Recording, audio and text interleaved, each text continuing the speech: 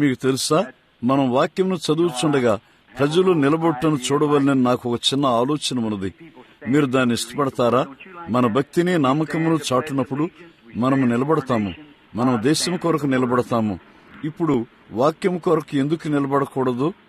మనం ఒక్క నిమిషం నిలబడి ఉండగా, ఈ మధ్యన నేను ఒక వ్యాసమును చదువుచుంటుని, మరియు గత రాత్రి క్రీస్తు కొరకు నిలబడిన ఆ ప్రజల కొరకు నేను ఆలోచించుంటుని, నీవు దాన్ని చేయకపోయినట్లయితే ఈ రోజు నువ్వెందుకు చేయకూడదు? దరిదాపుగా 75 సంవత్సరముల క్రితము ఒక సువార్తికుడు ఉన్నాడు. అతని యొక్క పేరును నేను సరిగ్గా ఆలోచించలేను. అది ఆర్దై మెక్కాయ్ అనుకుంటాను. మరియు అతడు ఈ దేశమంతా సంచరించాడు. అతడు ఒక రాత్రి మహిమలోకి వెళ్లినట్లుగా కలకన్నాడు. అతడు పైకి ద్వారం వద్దకు వెళ్లాడు, మరియు వారు అతన్ని లోపలికి రానియలేదని అతడు చెప్పాడు. అతడు అన్నాడు, నేను యునైటెడ్ స్టేట్స్ నుండి వచ్చిన ఆర్దర్ మెక్కాయని, నేను ఒక సువార్తికుడను. కాబట్టి ద్వారపాలకుడు లోపలికి వెళ్లి, ఇప్పుడు అది ఒక కల అయ్యున్నది. అతడు లోపలికి వెళ్లి, నీ పేరు నాకు ఎంత మాత్రమూ కనపట్టలేదన్నాడు. అతడు అన్నాడు, బాగుంది, నేను సువార్తికుడను అయ్యా నేను. అతడు అన్నాడు, మంచిది, నాకు ఏమైనా అవకాశం ఉన్నదా? అక్కడ ఏదో తప్పుగా ఉన్నది.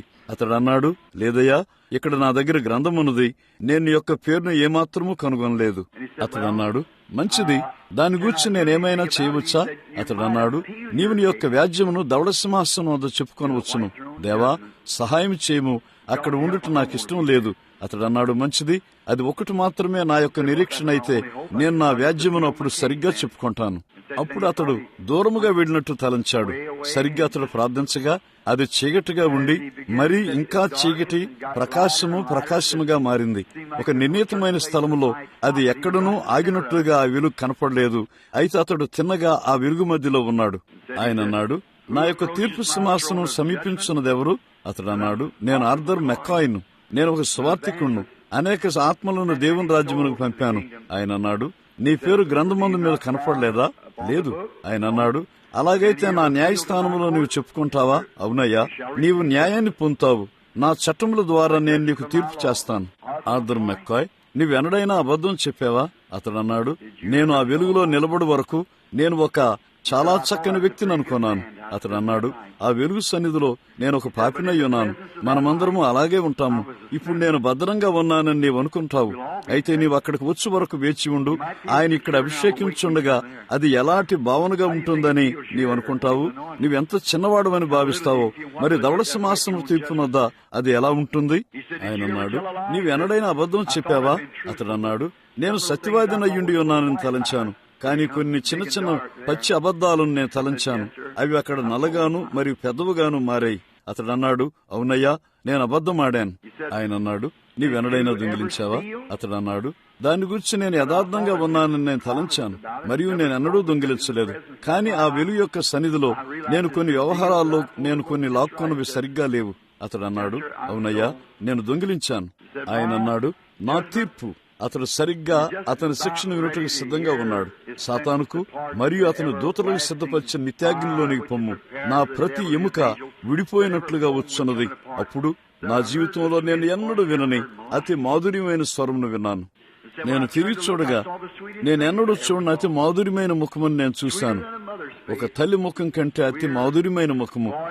ఎన్నడైనను నన్ను పిలుచుడు చూశాను. అతడు అన్నాడు, నేను చుట్టూ చూశాను. ఒక స్వరం ఇలా చెప్పింది, తండ్రి, అది సత్యము. అతడు అబద్ధాలు చెప్పాడు. అతడు సరిగ్గా యథార్థంగా లేడు.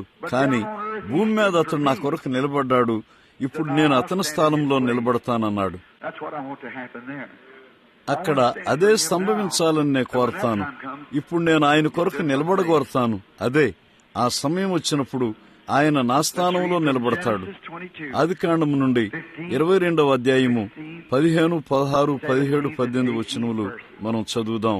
And the angel of the Lord called unto Abraham out of heaven the second time and said, యెహోవా దూత రెండో మారు పరలోకము నుండి అబ్రహామును పిలిచిట్లను, నీవు నీకు ఒక్కడై ఉన్న నీ కుమారుని ఈ వెనుదీక ఈ కార్యము చేసినందున that in blessing I will bless thee, multiplying I will multiply thy seed. నేను నిన్ను ఆశీర్వదించి ఆకాశ నక్షత్రము వలెను సముద్ర తీరమందల ఇసుక వలెను నీ సంతానమును నిశ్చయముగా విస్తరింపచేసేదను. నీ సంతతి వారు తమ శత్రువు యొక్క గవిని స్వాధీనపరుచుకుంటారు. నీవు నా మాట విన్నందున భూలోకములోని జన్మలనియు నీ సంతానము వలన ఆశీర్వదించబడినని నా తోడని ప్రమాణము చేసి ఉన్నానని యెహోవా సెలవిచ్చెను. ప్రార్థన చేసుకుందాం. పరలోకపు తండ్రి, ఈ అంశమును తీసుకుని మాకు పరిచయం చేయండి. ప్రభువా, పరిశుద్ధాత్ముడు ప్రతి హృదయమునకు తిన్నగా వాక్యములను మోసుకుని వీడునుగాక. ఈ మధ్యాహ్నము అది మా ఆశలను కలుసుకొనుగాక. ఏలైనగా అవి గొప్పవయ్యున్నవి. ప్రభువా, మా సంతోషం పరిపూర్ణమగినట్లుగా సమృద్ధిగా అడుగుమని నీవు మాకు చెప్పి ఉన్నావు. యేసు నామములో మేము దాన్ని అడుగుచున్నాము. ఆమెన్. మీరు కూర్చొనవచ్చును.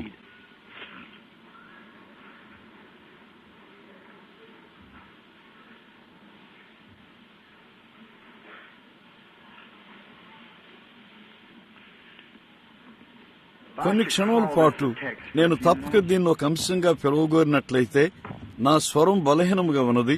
కాబట్టి ఆ కారణం బట్టి నేను మైక్రోఫోన్ దగ్గర నిలబడవలసి ఉన్నది. అక్కడ అది ప్రతిధ్వనించున్నదని నాకు తెలుసు. అయినా మనం కొంచెం దాన్ని భరించాలి. పరీక్ష తరువాత శత్రువు యొక్క గవిని స్వాధీనపరుచుకునుట అని నేను దాన్ని పిలుస్తాను. మన దృశ్యము అబ్రహాము యొక్క అమోఘమైన దృశ్యములో ఒకదాని ఎదుగు తెరవబడుతుంది. మీకు తెలుసా, అబ్రహాము నమ్మకత్వమునకు తండ్రిగా ఉన్నాడు మరియు వాగ్దానము అబ్రహామునకు చేయబడింది. మరియు అతనితో వారసులుగా ఉన్నవారికి మాత్రమే క్రీస్తు ద్వారా మనము వాగ్దానం పొందే ఒకే మార్గము అబ్రహాము ద్వారానే. ఇప్పుడు అబ్రహాముకు సామాన్యమైన మనిషి అయి ఉన్నాడు. అయితే అతడు దేవుని చేత పిలువబడ్డాడు మరియు ఆ పిలుపునకు అతడు నమ్మకంగా ఉన్నాడు. దేవుడు అతనితో మాట్లాడినప్పుడు అబ్రహాము ఒక్కసారి కూడా ఎన్నడూ ఆ స్వరమును సందేహింపలేదు. అతడు తిన్నగా దానితో నిలిచి ఉన్నాడు. ఇబ్బంది ఏమైనానూ లెక్కాదు. అతడు తిన్నగా దానితో నిలిచి ఉన్నాడు. అప్పుడు అతనికి కుమారుడు వాగ్దానం చేయబడ్డాడు. ఆ కుమారుని పొందుటకు అతడు 25 సంవత్సరములు కనిపెట్టాడు. దానికి వ్యతిరేకంగా ఉన్న దేన్నైనను అది లేనట్లుగానే అతడు పిలిచి ఉన్నాడు. మరియు అప్పుడు ఈ కుమారునిలో భూమి మీద ఈ కుటుంబములన్నీ దీవించబడవలసి ఉండెను. తన పిలుపునకు మరియు వాగ్దాన వాక్యమునకు పితరుడు నమ్మకంగా ఉన్నాడు. మనము తప్పక ఎలా ఉండాలో అతడు మనకు ఒక మాదిరి అయి ఉన్నాడు. ఇప్పుడు మనము క్రీస్తులో మృతి చెందిన వారమై మనం అబ్రహాము యొక్క సంతానమై ఉన్నాము. ఇప్పుడు అక్కడ అబ్రహాము యొక్క 2 సంతానములున్నాయి. వాటిలో ఒకటి సహజ సంబంధమైనది, మరొకటి ఆత్మ సంబంధమైనది. వాటిలో ఒకటి అతని శరీరము ద్వారా అయ్యున్నది, మరొకటి అతని యొక్క విశ్వాస సంతానమై ఉన్నది. విశ్వాసము వాగ్దాన వాక్యము ద్వారా మనము అబ్రహాము యొక్క సంతానము కాగలము. ఇప్పుడు 25 సంవత్సరములు పరీక్షించబడిన తర్వాత అతడు బలహీనుడవుటకు బదులుగా అతడు ఇంకా బలమైన వాడుగా ఎదిగాడు. చూడండి, అది మొదటి సంవత్సరంలో సంభవించకపోయినట్లయితే తరువాత సంవత్సరంలో అది అతి పెద్ద అద్భుతంగా ఉంటుంది. ఏలయనగా అది 2 సంవత్సరముల వయసు గలదై ఉన్నది. అతడు ఆ సంవత్సరములను పైకి ప్రోగు చేసి ఉన్నాడు. అతడు బాగా వృద్ధుడగుచుండగా అతని దేహము మృతతుల్యమైనది. శారా యొక్క గర్భము మృతతుల్యమైనది, లేక అది ఫలించినదిగా మారినది. అందుచేత అతని బలము క్షీణించిపోయింది. అది సంపూర్ణంగా అసాధ్యము. అక్కడ దేవుడు ఏమి చేశాడో మీరు యోచించారా? చూడండి, ఆయన కేవలం ఎన్నడూ ఆమె యొక్క గర్భమును ఫలించినట్లుగా చేయలేదు. కారణము గుర్తుంచుకోండి, ఆయన అది చేసినట్లయితే అప్పుడు గుర్తుంచుకోండి, ఆయన దాన్ని చేసినట్లయితే చిన్న బిడ్డలకు ఆవు పాలనిచ్చుటకు ఆ దినముల్లో ఆరోగ్యకరమైన పరిశుభ్రమైన పాలశేషాలప్పుడు వారికి లేవు. చూడండి, పాలగ్రంథులు ఎండిపోయినవి. ఆయన దాన్ని కలిగి ఉండలేదు. అక్కడ ఏదో సంభవించవలసి ఉండెను. అప్పుడు స్త్రీ వైపు చూడండి. ఒక 100 సంవత్సరములు కలిగిన వ్యక్తి ప్రసవ నొప్పులు పడగలదా? ఆమె గుండె దాన్ని తట్టుకొని ఉండేది కాదు. అది ఇప్పుడు ఒక 40 సంవత్సరములు కలిగిన స్త్రీకే దాన్ని చేయుట కష్టము. ఆమె గుండె దాన్ని తట్టుకొని ఉండేది కాదు. కాబట్టి ఆయన ఏమి చేశాడో మీకు తెలుసా? మీరు గమనించినట్లయితే అనేకులు సమ్మతించరని నాకు తెలుసు. ఈ ప్రకటన చేయటం సరి ఉన్నట్లయితే చూడండి, అది నా యొక్క సొంత ఆలోచనగా ఉంటుంది. చూడండి, బైబిల్ ఒక సజాతీతమైన గ్రంథమై ఉన్నది. అది పాఠశాలల నుండి, వేదాంత పండితుల నుండి, మరుగు చేయబడినట్లుగా వ్రాయబడింది. మీలో ఎంతమందికి అది తెలుసు? యేసు దేవునికి కృతజ్ఞతలు తెలిపాడు. ఆయన అన్నాడు, తండ్రి, జ్ఞానులకు, వివేకం గలవారికి వీటిని మరుగుపరిచి నేర్చుకునే పసిబాలులకు వాటిని బయలుపరిచినందుకు నీకు కృతజ్ఞతాస్తుతులు చెల్లించున్నాను. అది ఒక ప్రేమ గ్రంథమై ఉన్నది. దేవుని యొక్క ప్రేమ ఒక హృదయంలోనికి వచ్చినప్పుడు నీవు దేవునితో ప్రేమలో పడతావు. అప్పుడు ఆయన తాను బైబిల్ భావమును బయలుపరుచుతాడు. బైబిల్ యొక్క అనువాదం ఏమనగా దేవుడే స్వయంగా ఆయన యొక్క వాగ్దానములను అనువదించున్నది. అది వరుసల మధ్యలో వ్రాయబడింది. ఇప్పుడు నా భార్య వలె ఆమె ప్రపంచమంతట్లో అత్యంత అద్భుతమైన స్త్రీ అయ్యున్నది. నేను ఆమెను నిజంగా ప్రేమిస్తాను. ఆమె నన్ను ప్రేమిస్తుంది. కాబట్టి నేను ఇంటి నుండి దూరంగా ఉన్నప్పుడు ఆమె నాకు ఉత్తరం రాస్తుంది. ప్రియమైన బిల్, ఈ రాత్రి నేను పిల్లల్ని నిద్రపుచ్చి ఉన్నాను. ఈ రోజు నేను స్నానం చేసి ఉన్నానంటుంది. ఆమె ఏమేమి చేసిందో అంతా వ్రాస్తుంది. ఇప్పుడు ఉత్తరం మీద ఆమె దాన్ని చెప్పుచున్నది. కానీ మీరు చూడండి, నేను ఆమెను ఎంతగానో ప్రేమిస్తాను. మేము ఎంతో ఒక్కటిగా ఉన్నాము. చివరికి నేను ఆ వరుసల మధ్య చదువుగలను. ఆమె ఏమి చెప్పగోరుచున్నదో నాకు తెలుసు. చూడండి, ఆమె దాన్ని నాకు చెప్పినా లేక చెప్పకపోయినా చూడండి, ఆమె భావం నేను ఎరుగుదును. ఏలైనగా అది ఆమె కొరకైన నా ప్రేమ అయ్యున్నది మరియు నా అవగాహన. మంచిది. ఆ విధానములోనే బైబిల్ రాయబడి ఉన్నది. చూడండి, విద్యాభ్యాసం తిన్నగా దాని తల మీదుగా పైనుండి వెళ్ళిపోతుంది. వారు ఎన్నడూ దాన్ని పొందలేరు. చూడు, నీవు తప్పక వాక్యంతో ప్రేమతో ఉండవలసినది. ఆయనను ఎరుగుటియే. చూడండి, ఇప్పుడు దీనిలో ఆయన ఏమి చేశాడో గమనించండి. ఇప్పుడు అబ్రహాము మరియు శారా ఇద్దరు వృద్ధులై ఉన్నారు. బహుకాలము గడిచిన వృద్ధులైరని బైబిల్ చెప్పి ఉన్నది. ఇప్పుడు వారు దీర్ఘకాలము జీవించి ఉండుట మాత్రమే కాక వారు బహుకాలము గడిచిన వృద్ధులైరి అని బైబిల్ చెప్పింది. ఇప్పుడు గమనించండి, ఈ దూత ప్రత్యక్షమైన వెంటనే మనము దాని గురించి మాట్లాడుచున్నాము. ఆయన ఎలోహిం అయి ఉన్నాడు. దేవుడు అబ్రహాముతో చెప్పాడు, నేను నిన్ను జీవపు కాలం ప్రకారం దర్శించబోతున్నాను. ఇప్పుడు క్రింద వరకు అంతా గమనించండి. వారు సంగమునకు ఒక మాదిరి అయి ఉన్నారు మార్గమంతటి గుండా. ఇప్పుడు చూడండి, ఇక్కడ సంభవించినదేమనగా ఆయన శారాను మరియు అబ్రహామును పైకి అతుకువేసినట్లుగా చేయలేదు. ఆయన వారిని తిరిగి ఒక యవనస్తుడిగా, ఒక యవన స్త్రీగా వారిని మార్చను. ఇప్పుడు అది వింతగా కనపడవచ్చు. అయితే ఇప్పుడు మిగిలిన వాక్యమును గమనించండి. దాన్ని ఏకముగా చేయండి. వాక్యము ప్రేరేపించబడి ఉన్నది మరియు నీవును వాక్యంతో ప్రేరేపించబడవలసి ఉన్నది. గుర్తుంచుకోండి, అది జరిగిన వెంటనే, దూత ప్రత్యక్షమైన తరువాత వెంటనే నేను దాన్ని చూడగలను. శారా యొక్క తెల్లని వెంట్రుకలు, ఒక అమ్మమ్మ భుజం మీద శాలువా వేసుకుని చిన్న దుమ్మి టోపీ పెట్టుకుని కర్ర పట్టుకుని నడిచి వెళుచున్నది. నేను నా యజమానితో సంతోషం పొందగలనా? అతడును వృద్ధుడు. ఇక్కడ అబ్రహాము బహుకాలము గడిచిన వృద్ధుడుగా ఇంత పొడవైన గడ్డంతో కర్ర పట్టుకుని ఉన్నాడు. మరుసటి ఉదయం నేను చూడగలను, అతని భుజంలో తిన్నగా మారి పైకి వచ్చుట ఆరంభమైంది.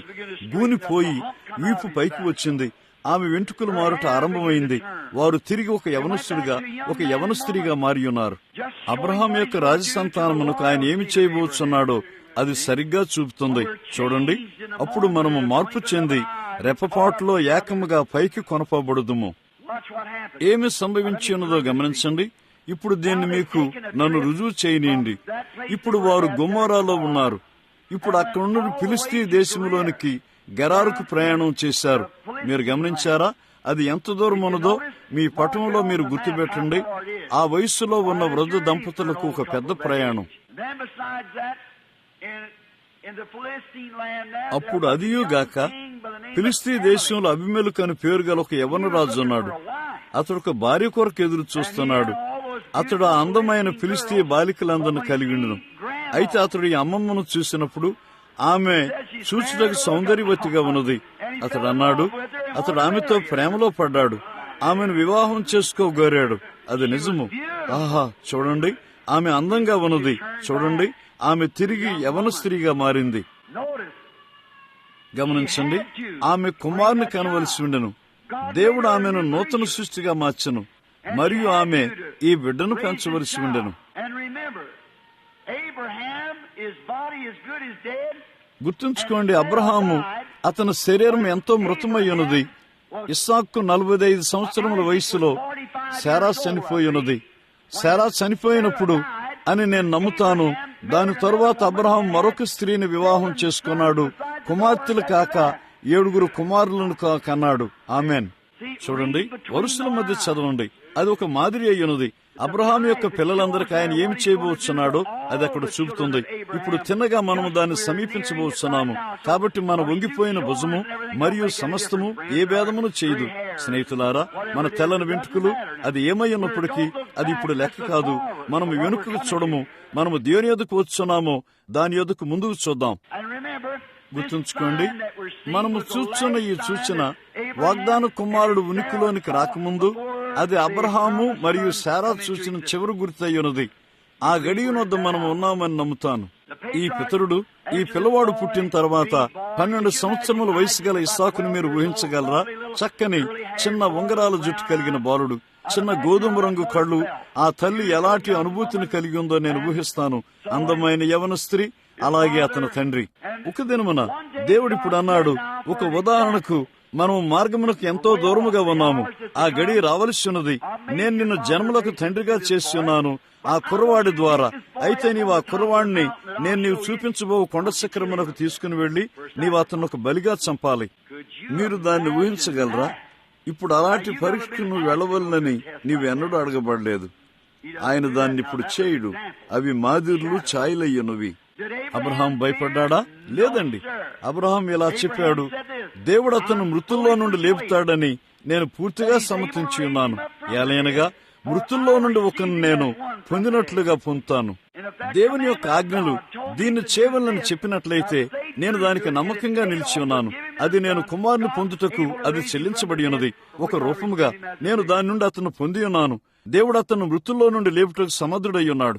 ఓ నా స్నేహితుడా, పెంతెకోస్తు వారైన మీకు దేవుడు పరిశుద్ధాత్మను భాషలతో మాట్లాడటం ఇచ్చినట్లయితే మరి ఎంత ఎక్కువగా ఆయన యొక్క స్వస్థతను, శక్తిని, ఆయన మంచితనమును మరియు కృపను ఎంత ఎక్కువగా నమ్మవలసి ఉన్నారు. దేశంలోని వేదాంత పండితులందరూ వ్యతిరేకంగా ఆయన చేసినట్లయితే అది జరుగుదని వారు చెప్పారు. కానీ దేవుడు దాన్ని చేశాడు. కారణం ఆయన దాన్ని వాగ్దానం చేశాడు.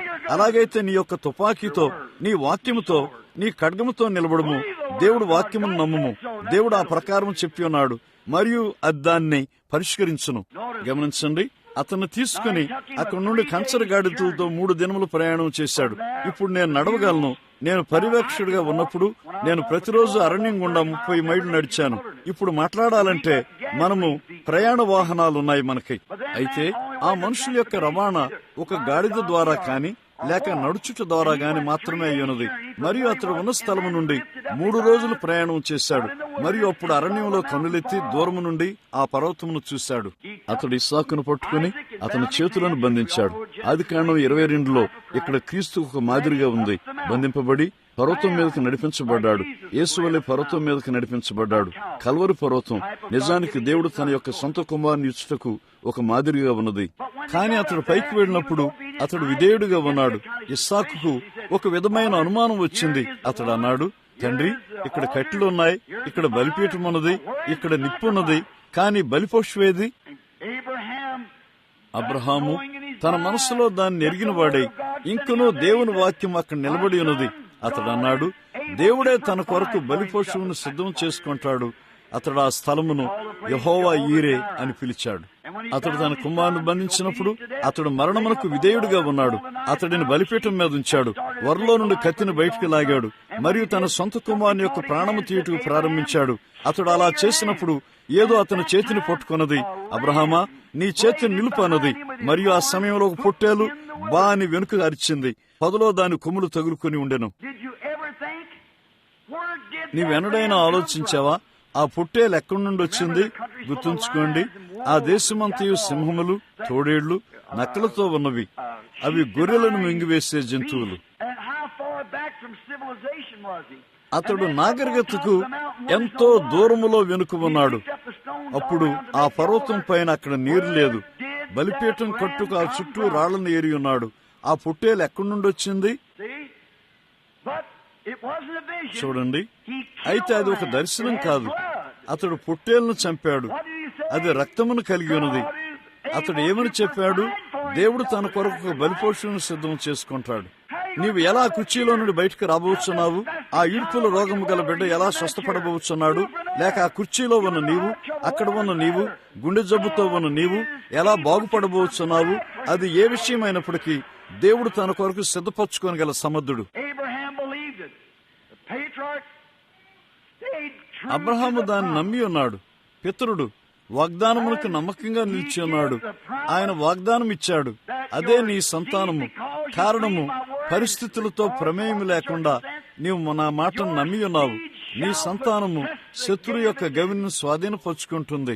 ఎందుచేత అబ్రహామునకు వ్యతిరేకంగా పైకి వచ్చిన ప్రతి శత్రువు ఒక ఛాయిగా, శత్రువు నేనెంతో వృద్ధురాలను, నేను ఎంతో వృద్ధుడును, ఇవన్నీ మరియు సమస్తము అతడు ఇంకను ఆ వాగ్దానమునకు నమ్మకంగా నిలిచాడు.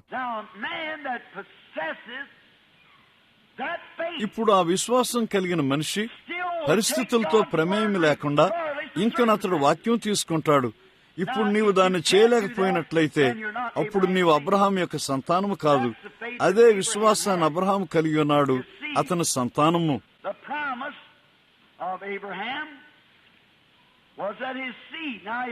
అబ్రహామునకు ఇవ్వబడిన వాగ్దానము అతని యొక్క సంతానమైనది.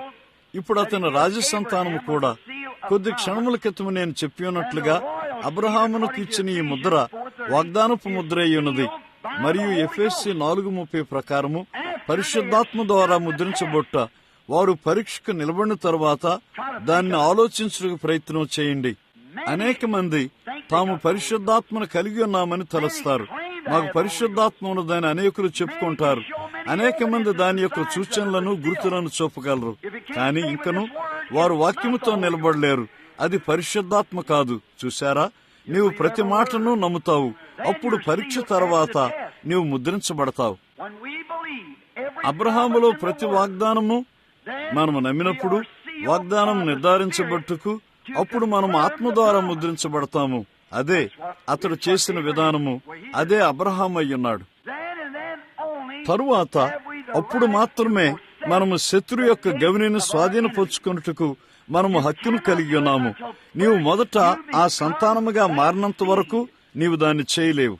గుర్తుంచుకోండి, బైబిల్లో నేను దాని మీద హోస్టన్లోనో మరెక్కడో నేను దాన్ని గూర్చి డల్లాస్లో ఆనవాలు గూర్చి మాట్లాడాను. చూడు, ఒక యూదుడు ఇశ్రాయేలు దేశంలో అతడు ఒక యూదుడై ఉన్నాడని సున్నతి ద్వారా చూపగలడు. అయితే దేవుడు చెప్పాడు, నేను రక్తమును చూసినప్పుడు రక్తము మీకు ఒక గుర్తుగా ఉంటుంది. రక్తములోని జీవము ఆరాధకుని మీదకు రాజాలదు. ఏలైనగా బాగుంది, అది ఒక జంతు జీవమైనది. అది రాబోచున్న నిజమైన జీవమునకు ఒక ఛాయ మాత్రమే. అప్పుడు రసాయనము రక్తమే స్వయముగా ద్వారం మీద మరియు ద్వారబంధముల మీద ఎర్రగా ఉండవలసి ఉన్నది. హిస్సోపు ద్వారా అన్వయించబడాలి. అది కేవలము ఒక తుంగ మొక్క అయి ఉన్నది. నీవు ఏదో అతీతమైన విశ్వాసం కలిగి ఉండవలసిన అవసరం లేదని అది చూపుతుంది. నీవు సంగమునకు వచ్చినప్పుడు నీవు నీ కారు నడుపునట్లుగా నీవు కేవలం అదే విశ్వాసమును కలిగి ఉండవలను. చూసారా, అనేక మంది ప్రజలు వారు తప్పక ఏదోగా ఉండవలనని వారు తలస్తారు. కానీ కాదు, అది తప్పు. నీవు అన్వయించవలసినదంతా కేవలము సామాన్య విశ్వాసము. వాక్యమును వినుట ద్వారా నీవు రక్తమును అన్వయించాలి, వాక్యమును నమ్మాలి, దాన్ని అన్వయించాలి. అంతవరకే. కేవలము తుంగ మొక్కలను ఏరుకొని ఆ హిస్సోపు పాలస్తీనాలో ఎక్కడైనా ఉంటాయి. గోడల సందుల్లో పెరుగుచున్న తుంగ మొక్కలు తీసుకుని రక్తములో ముంచి ద్వారబంధంపై మరియు ద్వారబంధపు కమిలపై వ్రాయాలి. గుర్తుంచుకోండి, వారు ఎంతగా నిబంధనలో ఉన్నప్పటికీ నేను లెక్క చేయను. ఆ యూదుడు నేను సున్నతి చేయబడిన వాడినని ఎంతగా చూపినను లెక్కాదు. అతడు ఎంత మంచి వాడైనను లెక్కాదు. ఆనవాలు అక్కడ లేనిదే నిబంధన రద్దు చేయబడుతుంది. నేను రక్తమును చూసినప్పుడు మాత్రమే. ఇప్పుడు రక్తము ఆనవాలయ్యున్నది, రసాయనము కాదు. క్రీస్తు రక్తం యొక్క రసాయనము. ఏలైనగా అది ఎన్నో వేల సంవత్సరముల క్రితం చెందించబడి ఉన్నది. కానీ మీరు చూడండి, అక్కడ రసాయనం ఉండవలసి ఉన్నది. జంతువులోని జీవము మానవుని మీదకి రాలేకపోయినది. కారణమేమనగా జంతు జీవమునకు ఆత్మ లేదు. మంచి ఏమిటో తప్పు ఏమిటో జంతువు తెలియదు. ఆత్మను కలిగి ఉన్న జీవి మానవుడే. ఇప్పుడు కన్యకకు జన్మించిన దేవుని కుమారుడైన యేసు ఆయన రక్తమును కాచినప్పుడు ఆ రక్తములోని జీవము స్వయముగా దేవుడై ఉన్నాడు. బైబిల్ చెప్పి ఉన్నది, మనము జీవము ద్వారా దేవుని రక్తము ద్వారా రక్షించబడి ఉన్నాము. ఒక యూదుని రక్తము కాదు, ఒక అన్యుని రక్తము కాదు, కానీ దేవుని యొక్క జీవమే. దేవుడు ఈ రక్త కణమును సృజించి ఉన్నాడు. కన్యకకు జన్మించిన వాడు. ఆమె ఎన్నడూ ఏ పురుషుని ఎరుగలేదు. ఆమె అలాగే ఆమె నుండి అండము రాలేదు. మీలో అనేక మంది ప్రజలు అండము దాన్ని చేసినదని నమ్మగోరతారు.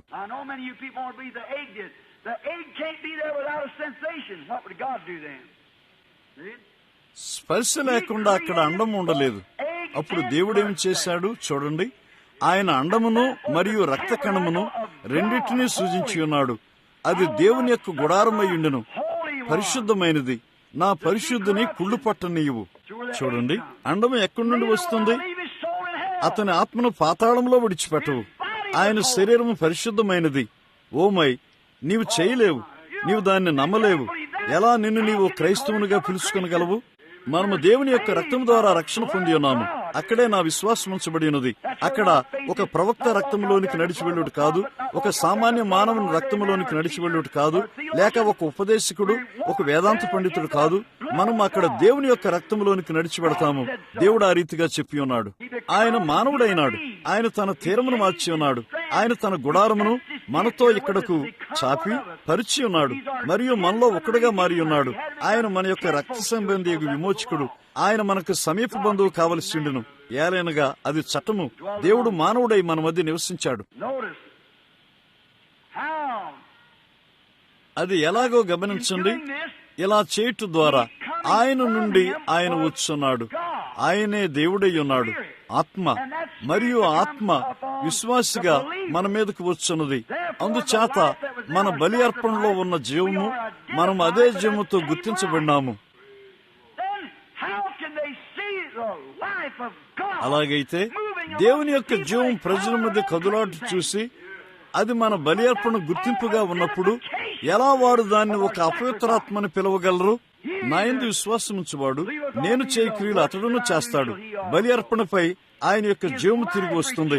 మనలను మనము మన సొంత తలంపులకు మృతులుగా ఎంచుకొని బలి అర్పణ మీద మన చేతులుంచి గుర్తింప చేసుకున్నప్పుడు బలి అర్పణ నుండి అప్పుడు ఎలా సిద్ధాంతములు మరియు తదితరమైనవి వాటిలోనికి సంఘశాఖలను మనము త్రోయనిస్తాము మరియు దాన్ని నమ్ముతాము అని ఎలా చెబుతాము? ఆ కార్యములకు మనము చనిపోయాము. పౌలన్నాడు, వీటిలో ఏది నన్ను బాధించదు, కారణం అతడు ఒక పరిపూర్ణత కట్టుబడి ఉన్నాడు, క్రీస్తు. ప్రతి నిజమైన సాధించిన కార్యము ఒక పరిపూర్ణత కట్టుబడి ఉన్నది మరియు నా పరిపూర్ణత వాక్యమై ఉన్నది మరియు అది ప్రతి ఒక్కరిది కూడా. అది నిజముగా ఆత్మ ద్వారా జన్మించి ఉన్నది. వారి యొక్క పరిపూర్ణత దేవుని వాక్యమై ఉన్నది. నేను దానికి కట్టివేయబడినాను. నేను దానిపై నా చేతులను ఉంచాను.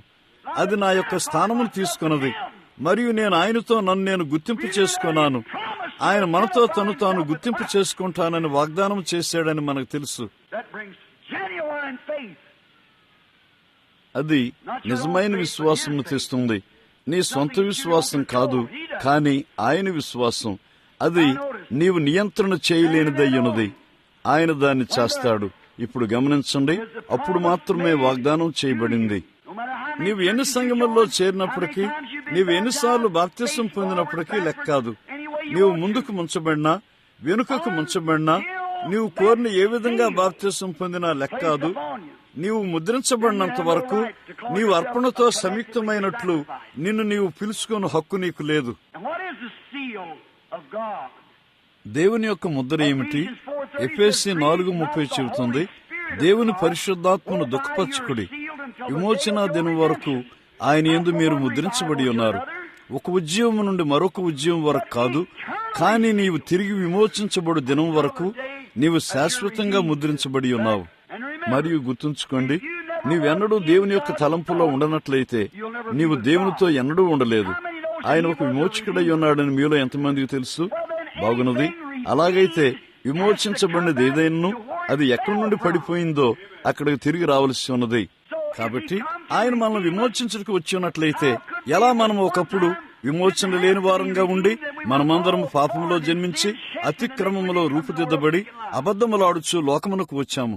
అది చూపినదేమనగా ప్రపంచము లేనప్పుడే ఒక నక్షత్రము, గాలి లేక మరేదైనా లేనప్పుడే ఒక నిజ క్రైస్తవుడు దేవుని యొక్క ఆలోచనలో ఒక గుణలక్షణమై ఉన్నాడు.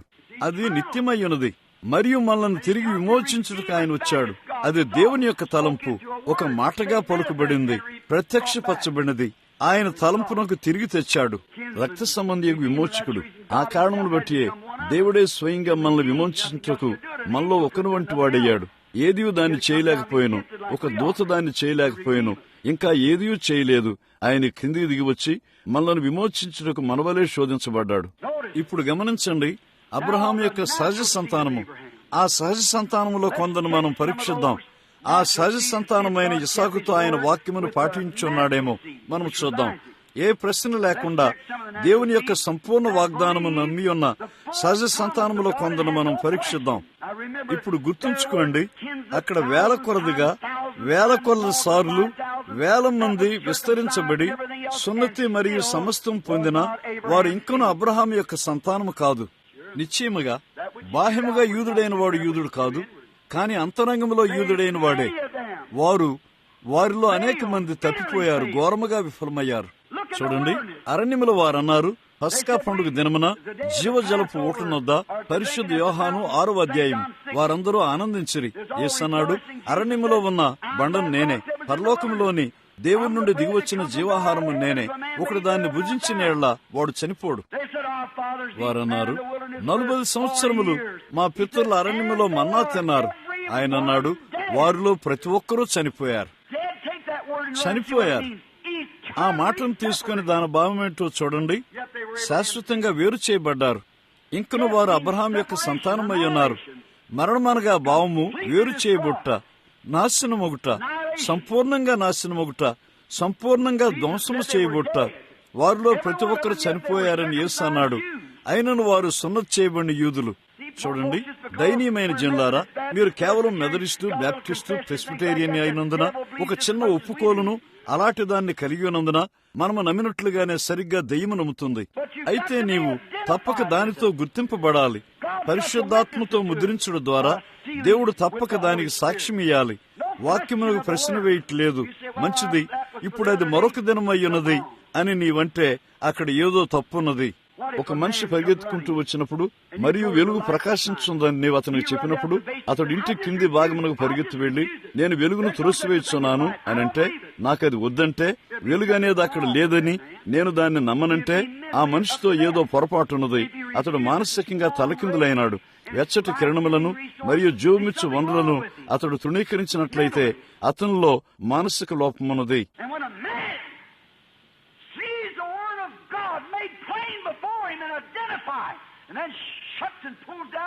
ఒక మనిషి దేవుని యొక్క వాక్యం అతను ముందు తేటపరచబొట్ట, అది గుర్తించబొట్టు చూసి అతడు తన యొక్క సంఘశాఖ తెరలను అతడు కిందికి దించినట్లయితే ఆత్మ సంబంధంగా ఆ మనిషితో ఏదో లోపమున్నది, అతనిలో ఏదో పొరపాటున్నది, ఏదో ఆత్మ సంబంధమైన పొరపాటు అక్కడున్నది. అతడు దాన్ని స్వీకరించలేడు. గుడ్డివాడు మరియు దాని నెరుగుడు తీర్పుకు ముందు వెళుచున్నాడు. దేవుడే న్యాయాధిపతిగా ఉంటాడు. గమనించండి, వారు దాన్ని చేసినప్పుడు దాన్ని నమ్మిన ఈ సంతానములు ఏమి సంభవించిందో కనిపెట్టండి. ఇప్పుడు అబ్రహాం యొక్క సంతానములో కొందరిని మనం పరీక్షిద్దాం. మనం హెబ్రీ పిల్లను తీసుకుందాము. ఏలయనగా వారు నమ్మకంగా నిలబడి ప్రతిమ యొక్క ఆరాధన సహించలేదు. ఆ దేశం యొక్క రాజు తయారు చేసిన ప్రతిమకు సాగిల పట్టును వారు నిరాకరించారు. అది ఒక పరిశుద్ధుని రూపంలో అది తయారు చేయబడింది కూడా, దానియేలు యొక్క రూపము. అది చూపినదేమనగా అన్య జనాంగము ఒక పరిశుద్ధుని రూపమును ఆరాధించి అబద్ధము కిందకు తేబడ్డారు. అది అదే విధంగా బయటికి వెళుతుంది. అప్పుడు ప్రజల యొక్క ప్రతిమలను ఆరాధించుటకు ఒత్తిడి చేయబడ్డారు. అది ప్రత్యక్షత ద్వారా లోనికి వచ్చింది. దానియేలు వాక్యమును అనువదించగలిగాడు. అది గోడ మీద చేవ్రాతలో వ్రాయబడింది. ఆ మార్గములోనే అది లోనికి వచ్చింది మరియు అది ఆ మార్గములోనే బయటకు వెళుతుంది. అదే మార్గము అన్యుల యొక్క ప్రతిమ. గమనించండి, వారు దాన్ని చేటుకు నిరాకరించారు. మరియు వారు ఏం చేశారు? వారు అబ్రహాం యొక్క సంతానమయ్యుండి వాక్యమునకు నమ్మకంగా నిలబడ్డారు. మరియు వారు శత్రువు యొక్క గవిని అగ్నిని స్వాధీనపరుచుకున్నారు. వారు దాన్ని చేశారు. మంచిది, దేవుని వాక్యం సత్యము. ఒకే నిజ దేవుని యొక్క ఆరాధన బట్టి దానియేలు పరీక్షించబడ్డాడు. దాని నిమిత్తం అతడు పరీక్షించబడ్డాడు మరియు పరీక్షా సమయంలో అతడు పరీక్షకు నిలబడ్డాడు. మనము చెప్పినట్లుగా అతని నుండి పేళ్లు రాలినట్లు కనబడిన తరువాత దేవుడేం చేశాడు? వారికి ఏం చేయాలో అర్థం కాలేదు. వారు అతను సింహములకు ఆహారంగా వేయాలనుకున్నారు. కానీ దానియేలు పరీక్షకు నమ్మకంగా నిలబడ్డాడు. అతను శత్రువు యొక్క గదిని స్వాధీనపరుచుకున్నాడు. సింహముల నోటిని దేవుడు మూసివేశాడు. ఎన్నే ఎంబిరైన అబద్ధపు అనుకరణలు చేయవారి ముందు పరీక్షలో మోషే దేవుని వాక్యమునకు నమ్మకంగా నిలబడ్డాడు. చూడండి, దేవుడు సహజాతీతమైన దానితో అతన్ని కలుసుకుని ఆ కార్యములు చేయమని చెప్పాడు. ఈ సూచనలను చూపించాడు. మరియు ప్రతి సూచన ఒక స్వరమును కలిగి ఉన్నది. అతడు ఎరిగి ఉన్నట్లుగా మోషే తిన్నగా ముందుకు వెళ్ళాడు. అతడు తన కర్రను పడవేయగా అది ఒక సర్పంగా మారింది. ఏమి సంభవించిందో మీకు తెలుసా? అనుకరణ చేయవారు వచ్చి అవే కార్యములు చేశారు. ఇప్పుడు మోషే తన చేతులు పైకెత్తి, బాగుంది, అది అంతా తప్పు అని నేను ఊహిస్తానలేదు. అతడు అక్కడ నిలబడి దేవుని కొరకు కనిపెట్టాడు. అతడు నమ్మకంగా నిలబడ్డాడు. అక్కడ ఎంతమంది అనుకరణ చేయవారు ఉన్నప్పటికీ లెక్కాదు. అతడు నమ్మకంగా నిలబడ్డాడు. ఆ స్థలము నుండి ప్రజలను బయటికి తెచ్చుటకు తన పని కొరకు అతడు నమ్మకంగా నిలబడినప్పుడు, నీటి గవిని అతని మార్గంలోకి వచ్చినప్పుడు దేవుడు అతన్ని దాన్ని స్వాధీనపరుచుకోనిచ్చాడు. మరియు అతన్ని నడిపించున్న అగ్నిస్తంభం ద్వారా ఆ గవిని తెరిచాడు. అతడు ప్రజలను వాగ్దాన భూమిలోనికి తీసుకువెళ్లాడు. యెహోషువ మరొక గొప్ప నాయకుడు. ఇద్దరు మాత్రమే వాగ్దాన భూమిలోనికి వెళ్లారు, యెహోషువ మరియు కాలేబు. వారు కాదేశ్ అని పిలువబడు స్థలమునొద్దకు వచ్చారు. ఆ సమయంలో అది ప్రపంచమునకు కేంద్రమై ఉన్నది. ఎంత మట్టుకనగా అది తీర్పు పీఠమై ఉన్నది. వారు 12 మంది వేగులు వారిని ఆ దేశమును చూచుటకు పంపారు. వారిలో 10 మంది తిరిగి వచ్చారు. 10 మంది అన్నారు, అది ఎంతో కష్టమైన పని, మనము దాన్ని సరిగ్గా చేయలేము. మంచిది, ఆ ప్రజల ప్రక్కన మనము మిడతల వలె కనపడ్డాం. కానీ యెహోషువ ఏం చేశాడు? అతడు ప్రజలను నిమ్మడపరిచాడు. అతడు అన్నాడు, ఒక నిమిషం ఆగండి. మనం ఎంత చిన్నవారమైనప్పటికీ, లేక మనం ఎంత అల్పసంఖ్యాకులమైనప్పటికీ దాన్ని తీసుకున్నట్టుకు మనం సమర్థులము. అతడు ఏమి చేయుచున్నాడు? అతడు వాగ్దానమునకు నమ్మకంగా నిలబడ్డాడు. నేను ఈ దేశమును మీకు ఇస్తాను, అయితే దానిలో ప్రతి అంగుళం కొరకు మీరు పోరాడాలి. తల్లి, నీవు దాన్ని నమ్ముతావా? దేవుడు నీ స్వస్థతను నీకు ఇచ్చి ఉన్నాడు, కానీ దానిలోని ప్రతి అంగుళం కొరకు నువ్వు పోరాడాలి. మీ పాదములు అడుగుబెట్టు ప్రతి స్థలమును నేను మీకు ఇచ్చి ఉన్నాను. పాదముద్రలు అనగా భావము స్వాధీనపరుచుకుంటా, అదంతయు మీదే. ప్రతి వాగ్దానము నీకే చెంది ఉన్నది. కానీ మార్గంలోని ప్రతి అంగుళం కొరకు ఇప్పుడు నువ్వు పోరాడాలి. ఇప్పుడు దేవుడు ఏం చెప్పాడో యెహోషువ ఎరిగి ఉన్నాడు. అతడు అబ్రహాం యొక్క సంతానమై ఉన్నాడు. చూడండి, అతడు అన్నాడు, దేవుడు ఆ దేశమును మనకు ఇస్తానన్నాడు. నేను దాన్ని నమ్ముతాను. మనము దాన్ని తీసుకుంటూ సమర్థులము. ఇశ్రాయేలు గుంపు ప్రజలందరికి వ్యతిరేకంగా అతడు పరీక్షకు నిలబడి ఉన్నందున ప్రజలందరూ మూలుగుచ్చు మొరపెట్టారు. యెహోషువ అన్నాడు, ఊరకుండుడి, దేవుడు దాన్ని వాగ్దానం చేశాడు. నీవెంత పెద్దవాడైనప్పటికీ లెక్క కాదు, వ్యతిరేకత ఏమైనప్పటికీ లెక్క కాదు, వైద్యుడు ఏమి చెప్పినప్పటికీ లెక్క కాదు. దేవుడు వాగ్దానం చేశాడు, దాన్ని చేయుట దేవుని వంతయ్యున్నది. అతడు ఏం చేశాడు? అతడు యోర్దాను నదికి ఇచ్చినప్పుడు అతడు గవినిని స్వాధీనపరుచుకున్నాడు. అదే అతడు చేసి ఉన్నది. ఎరుకో తాబేలు చెప్పులో మూయబడినట్లుగా ఉన్నది. అతడు ఏం చేశాడు? అతడు గవినిని స్వాధీనపరుచుకున్నాడు. ఒకరోజైతే శత్రువు అతను లాక్కుంటూ ప్రయత్నం చేశాడు. అతడు శత్రువు యొక్క గవినిని స్వాధీనపరుచుకున్నాడు. ఎంతవరకంటే అతడు సూర్యుడిని ఆగిపోమ్మని ఆజ్ఞాపించాడు. సూర్యుడు అతనికి లోబడి 24 గంటలు కదలలేదు. దేవుడు తన వాగ్దానములకు నమ్మకంగా ఉంటాడు. ఆయన వాక్యం ఓడింపనిచ్చుటకు ముందు పరలోకములను దివాళా చేస్తాడు. ఆయన నెరవేర్చలేని వాగ్దానమును ఆయన ఎన్నడూ చేయలేదు. నిన్ను స్వస్థపరచు యెహోవా నేనే. వారు రోగుల మీద చేతులుంచినప్పుడు వారు స్వస్థత నొందుదురు. ఆమెన్. నీవు నమ్మగలిగినట్లయితే సమస్తము సాధ్యమే. యెహోషువ దాన్ని నమ్మాడు. దేవుడు భూమిని తిరగకుండా ఆపినప్పటికీ మరొక శక్తితో దాన్ని అక్కడ పట్టుకున్నాడు. ఆయన తన సొంత శక్తి. యెహోషువ తన శత్రువుల మీద తనకు తాను కోపము తీర్చుకుని వరకు 24 గంటలు ప్రపంచం ఎన్నడూ కదలలేదు. అతడు గవనులను స్వాధీనపరుచుకున్నాడు. నిశ్చయంగా అతడు చేశాడు. దేవుడు ఎల్లప్పుడూ నమ్మకంగా ఉంటాడు. ఇప్పుడు ఎక్కువ మంది వీరులను తీసుకుంటకు మనకు ఎక్కువ సమయం ఉండాలని నేను కోరతాను.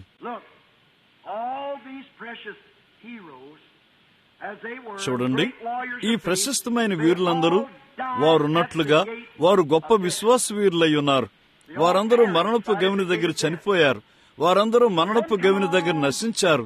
తరువాత దాని వెంబడి అబ్రహాం యొక్క రాజ సంతానం వచ్చింది. వారందరూ ఇస్సాకు నుండి సహజ సంతానమై ఉన్నారు. కానీ ఇక్కడ అబ్రహాం యొక్క రాజ సంతానమైన క్రీస్తు వచ్చాడు. అబ్రహాం యొక్క విశ్వాస సంతానము మనము తప్పక ఎలా ఉండాలంటే ఎలా మనము అలాగూ ఉన్నామో లేదో కొంచెం చూద్దాం. సహజ సంతానం ఒక మాదిరి మాత్రమే. మిగిలిన వారందరూ సహజమైన జన్మ ద్వారా పుట్టారు. కానీ ఆయన ఒక కన్యక గర్భమును వచ్చాడు. చూడండి, అలాగైతే ఒక యూదుడు అది అబ్రహాం యొక్క సంతానము కాదు, ఆయన వాగ్దానం యొక్క విశ్వాస సంతానం ద్వారా వచ్చాడు. అప్పుడు ఈ మనిషి ద్వారా మనము ఆయన పిల్లలుగా ఉండవలసి ఉన్నాము.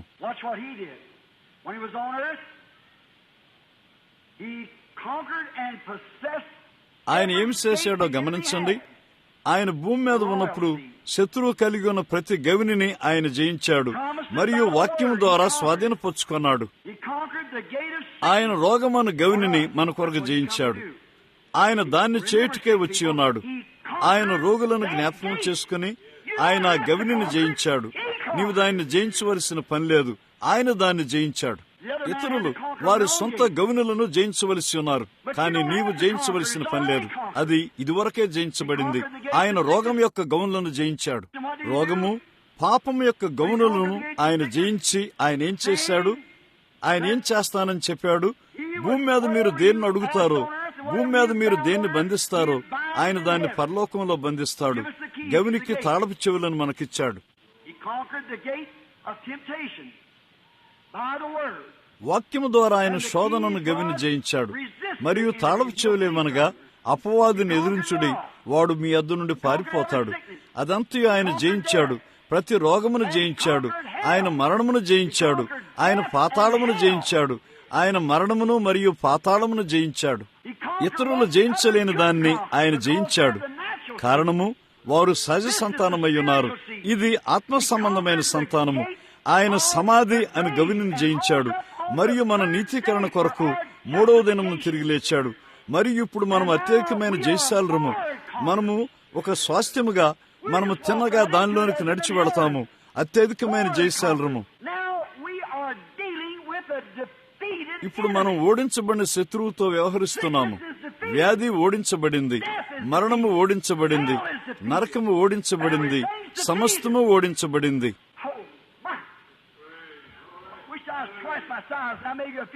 ఓ మై, నేను నాకంటే 2 అంతల పరిమాణంలో ఉన్నాను.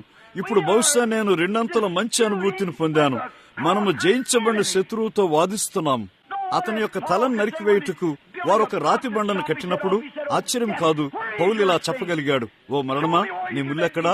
ఎక్కడ నీవు అరవగలవో బొస్సు కొట్టగలవో చూపు. సమాధి, నీ విజయం ఎక్కడా? నీవు అక్కడ నన్ను మలచాలనుకుంటావా? అక్కడ ఉన్న ఒక ఖాళీ సమాధి వైపు నేను వేలుపెట్టి చూపుతాను మరియు నేను ఆయనలో ఉన్నాను. అంత్యదినమున ఆయన నన్ను లేపుతాడు.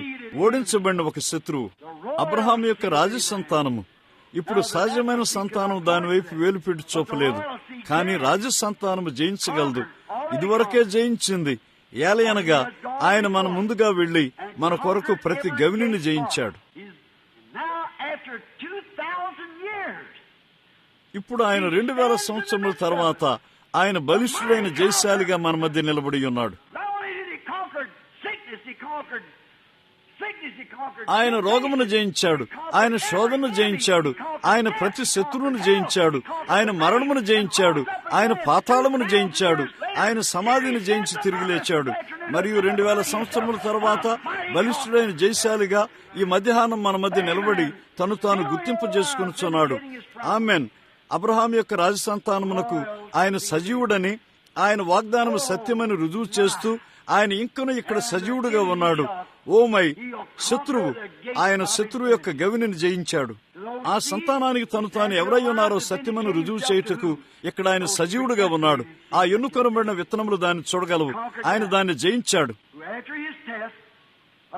ఆయన పరీక్ష తరువాత వాక్య వాగ్దానం పొందిన వారు వారే క్రీస్తు యొక్క శరీరములోనికి పరిశుద్ధాత్మ ద్వారా ముద్రించబడి ఉన్నారు. వారికే ఎవరు? హెబ్రీ 13:8 అలాగుండునని నిర్ధారించాడు. వారు పరిశుద్ధాత్మ ద్వారా లోనికి ముద్రించబడి ఉన్నారు. ఆ పరిశుద్ధాత్మ దాన్ని అబ్రహాం ముందుగా చూశాడు. విశ్వాసం ద్వారా అతడు దాన్ని నమ్మాడు. మరియు ఆయన ఏం చెప్పాడో ఆ వాగ్దానం వైపునకు తిరిగి చూస్తూ మనము దాన్ని స్వీకరిస్తాము. మరియు యోహాను 14:12 తిరిగి లేచిన జయశాలి ద్వారా తానే ఈ చివరి దినముల్లో దాన్ని నిర్ధారించి ఉన్నాడు. ఏదో ప్రణాళిక కాదు, కానీ ఒక వ్యక్తి క్రీస్తు జయశాలి. నా సంఘం కాదు, నా బ్యాప్టిస్ట్ సంఘం కాదు, నీ ప్రెస్బిటేరియన్, మెథడిస్టు లేక పెంతెకోస్తుల ద్వారా కాదు, కానీ యేసు క్రీస్తు ద్వారా ఈ రోజున ఆయన జీవిస్తున్నాడు. మన నీతీకరణం కొరకు ఆయన దానికి పైగా తిరిగి లేచాడు. మరియు ఆయన జీవిస్తున్నందున మనమును జీవిస్తామని ఆయన చెప్పాడు. మనిషి రొట్టె వల్ల మాత్రం కాక దేవుని నోట నుండి వచ్చు ప్రతి మాట వలన జీవిస్తాడు. వాక్యములో ఒక భాగం కాదు, దేవుని నోట నుండి వచ్చు ప్రతి మాట వలన.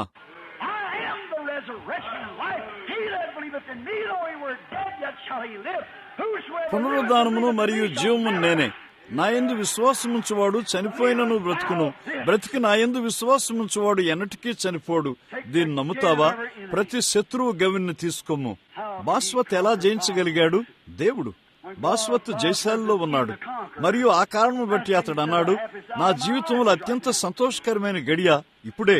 ఆహా, ఆ బలిష్ఠుడైన జైశాలిని అతడు ఎరిగినవాడు. ఆయన నిశ్చయిత ఆయనతో విశ్రమించింది.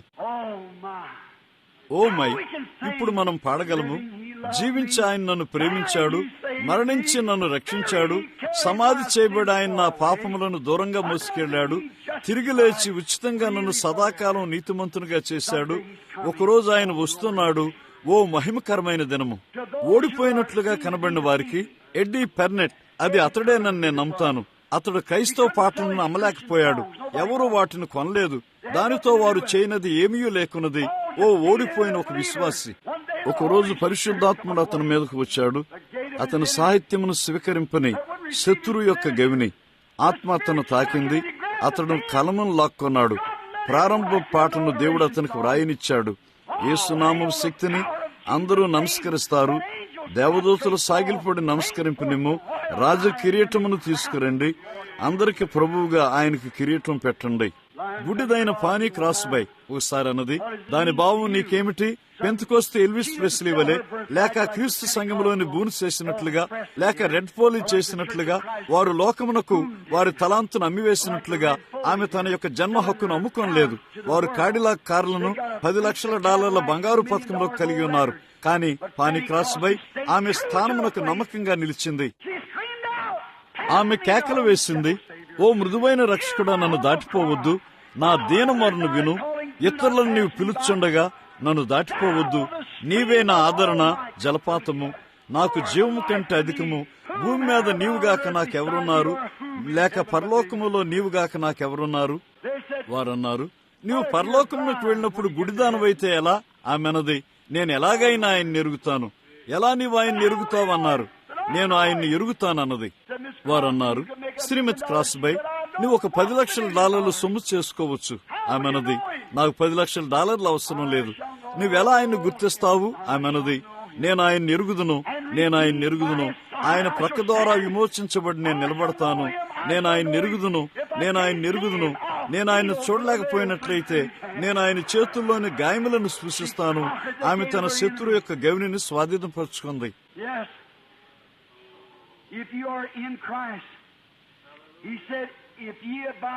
నీవు క్రీస్తులో ఉన్నట్లయితే ఆయన అన్నాడు, మీరు నా యందును నా మాటలు మీ యందును నిలిచి ఉన్న యెడల మీకు ఏ తాళపు చేయ అవసరమో అడుగు. నీకు ఏ గవిని తీసుకొని కోరుచున్నావో అడుగు. నీకు ఏది ఇష్టమో అడుగు, అది మీకు అనుగ్రహించబడును. మీరు నా యందును నా మాటలు మీ యందును నిలిచి ఉన్న యెడల మీ ముందుకు వచ్చే ఏ శత్రువు యొక్క గవినైనా నీకు తీసుకోవచ్చు. మీరు అబ్రహాం యొక్క రాజసంతానమై ఉన్నారు. ఎలాంటి గవిని నీ ముందు నిలబడి ఉన్నది?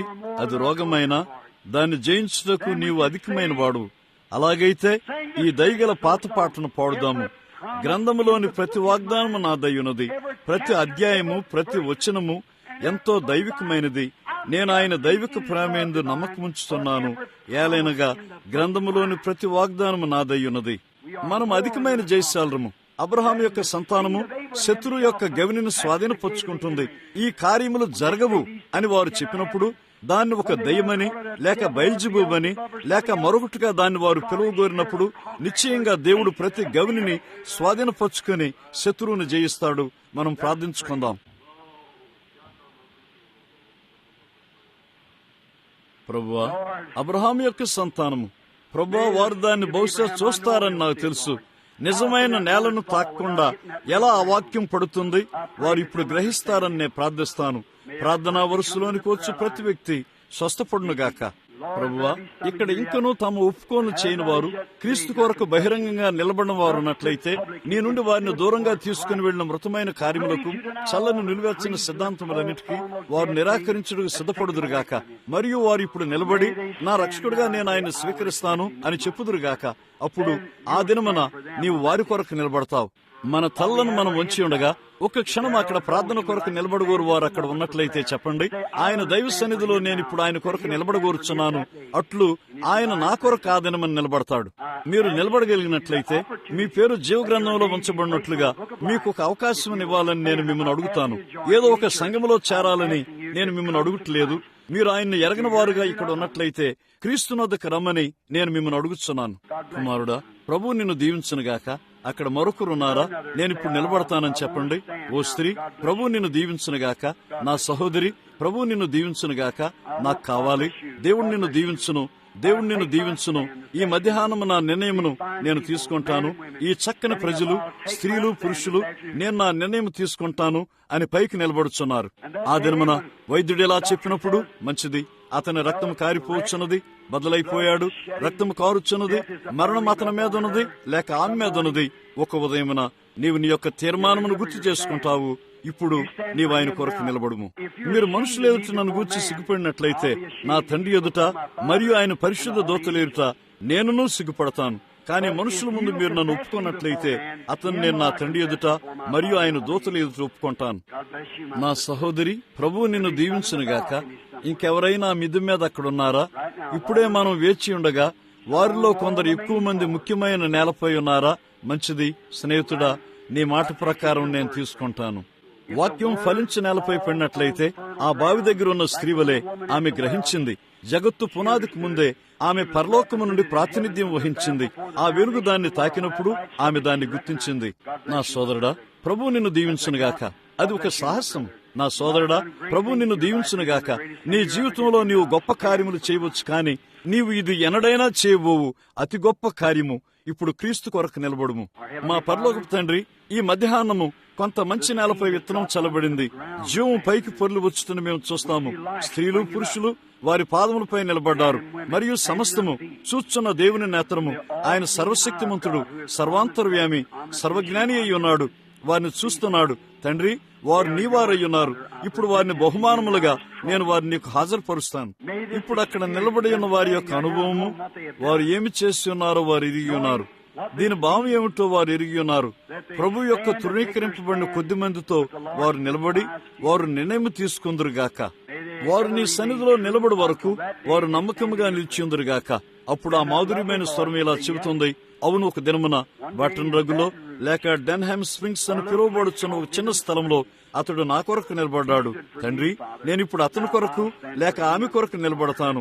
ప్రభువా, దయచేయము, వారు నీవారయ్యున్నారు. యేసునామంలో ఆమెన్. మీ నిర్ణయం బట్టి ప్రభు మిమ్మల్ని దీవించునుగాక. ఇప్పుడు నాకు ఈ ఒక్క పని చేయండి. ఈ సంఘ కాపర్లు చుట్టుపక్కల మీరు ఉన్నట్లయితే కనుగొనండి, కొందరు చూడండి, వారితో మాట్లాడండి. ఇంకను మీరు క్రైస్తవ బాప్తిస్మను పొందకపోయినట్లయితే అలాగు చేయండి. ఇప్పుడు విశ్వాసుల మధ్యలోనికి మీరు వెళ్ళండి. నిజమైన విశ్వాసులు, వేషధారులు కాదు, నిజ విశ్వాసులు.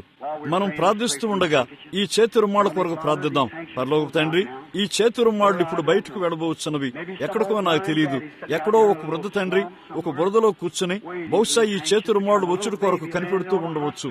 ఒక చిన్న బిడ్డ రోగంతో హాస్పిటల్లో మంచం మీద పరుండి ఉండవచ్చు. ఒక తల్లి నిర్గాంత పోతూ నిలబడి ఈ చేతి రుమాలు తిరిగి వచ్చుడు కొరకు ఎదురు చూస్తూ ఉండవచ్చు. పరలోక తండ్రి, నీవు వాటితో వెళ్ళమని ప్రార్థిస్తాను. ఈ దినమున నీ సన్నిధి యొక్క ఆనవాలుగా మేము బోధించినట్లుగా మాకు నీ యందు విశ్వాసమున్నది. అబ్రహాములో ఉన్న విశ్వాసము మరియు యేసు క్రీస్తు ద్వారా ఉత్పత్తి చేయబడి మాకీయబడిన విశ్వాసము ఈ చేతి రుమాలతో వెళ్లి ప్రతి ఒక్కరూ వారి మీద ఉంచబడినప్పుడు ప్రతి ఒక్కరిని స్వస్థపరచునుగాక. యేసు నామములో మేము వాటిని పంపుచున్నాము. ఆమెన్. ఇప్పుడు ప్రార్థనా వరుసను పిలువక మునుపు ఒక్క క్షణం. సర్వశక్తిమంతుడు, బలవంతుడైన దేవుడు, సర్వశక్తిమంతుడు, దయతో స్నేహితులారా, నేను రోగుల కొరకు ప్రార్థన చేయబోతున్నాను. మరియు నేను బహుశా మీరు ఇక్కడికి వచ్చినప్పుడు మీకు ఏమీ చెప్పకపోవచ్చు. మీలో కొందరు ఆ సమయంకు ముందే వెళ్లిపోతారు. మీరు ఏమై ఉన్నప్పటికీ ఒక్క క్షణం క్రితం మీరు కనీసం నిలబడలేకపోయినను అది మీకు నిశ్చయిత లేదు. నీవు ఒక సంఘంలో సభ్యుడివై ఉన్నట్లయితే అది మంచిదే, కానీ అది తగినంతగా మంచిది కాదు. చూడు, ఆ ధనికుడైన యవన న్యాయాధిపతి ఒక మంచి సంఘ సభ్యుడై ఉన్నాడు. చూడండి, అతడు నిత్యజీవం పొందుటకు ఏమి చేయాలని యేసుని అడిగాడు. అతడు దాన్ని ఎన్నడూ అంగీకరించలేదు. అతడు నడిచి వెళ్లిపోయాడు. అది ఒక యవనస్తుడు చేయు ఎలాంటి వెర్రి పని. అతని స్థానం తీసుకోవద్దు.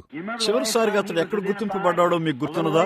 కొద్ది కాలం తర్వాత అతడు వృద్ధి చెందాడు. అతడు బాగా ధనవంతుడయ్యాడు. అతడు ఏ స్థానమునకు వచ్చాడనగా చివరకు అతని కొట్లు నిండిపోయాయి. కానీ తరువాత అతని గుర్తింపును మనం కనుగొన్నప్పుడు అతడు పాతాళంలోని అగ్ని జ్వాలల్లో బాధింపబడ్డాడు. అది నీకు సంభవించనివ్వద్దు. క్రీస్తును అంగీకరించుము.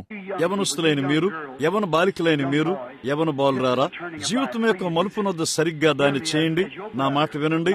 మీ సోదరుడుగా, మిమ్మల్ని ప్రేమించువాడుగా నేను మిమ్మల్ని ప్రేమించున్నందునే నేను ఇక్కడ ఉన్నాను. నేను దేవుని ప్రేమిస్తాను మరియు మిమ్మల్ని ప్రేమిస్తాను. నేను మిమ్మల్ని ప్రేమించకుండా నేను దేవుని ప్రేమించలేను. దానికంటే ఎక్కువగా మీ విమర్శను బయట ఉన్న నా కుమారునికి అందచేయండి. లేక నా పిల్లల్లో ఒకరికి నన్ను కొంచెము, నేను అది లేకుండా వెడతాను. ఏ తల్లిదండ్రులైనా దాన్ని చేస్తారు. అలాగనే దేవుడు చేస్తాడు. చూడండి, ఆయన ప్రజలను ప్రేమించండి, ఒకరినొకరు ప్రేమించండి. నీవంటావు, ఎందుకు నీవు వారిని గద్దిస్తావు? నిజమైన ప్రేమ దిద్దుబాటుతో కూడింది. నీ బిడ్డ బయట వీధిలో కూర్చున్నట్లయితే నీవిలా అంటావా?